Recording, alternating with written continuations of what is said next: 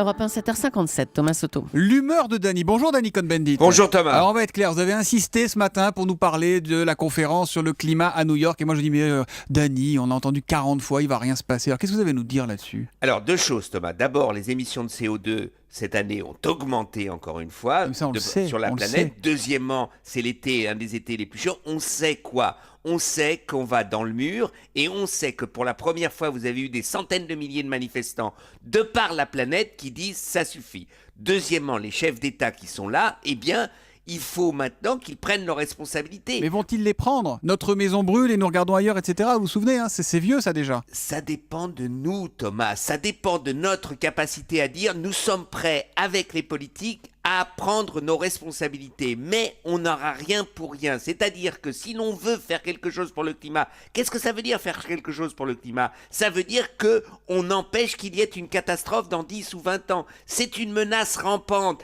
Il faudrait que quelqu'un dise on est en guerre. Le climat est en guerre contre nous, contre les sociétés. Et quand il y a la guerre, eh bien, il faut y répondre. Et Alors, aujourd'hui, les politiques, ils ont peur parce que c'est difficile. Ah, c'est beau, François Hollande, de faire une belle image avec les ONG du climat, mais la politique doit suivre.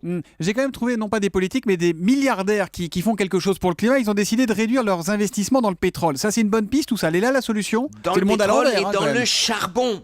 Et dans le charbon, oui, c'est une bonne piste. C'est-à-dire que si on investit dans les énergies renouvelables et non pas dans le pétrole, eh bien, ça va dans la bonne direction. Il faut que l'argent, les flux de l'argent aillent autre part, aillent vers les énergies renouvelables. Et c'est la même chose pour la politique, que ça soit en France. La France doit prendre ses responsabilités pour la conférence de 2015. Eh ben, on verra bien ce qu'il s'y passera à New York et on verra ça avec vous, l'humeur de Dany, tous les matins à 8h moins 5. À demain, Dany.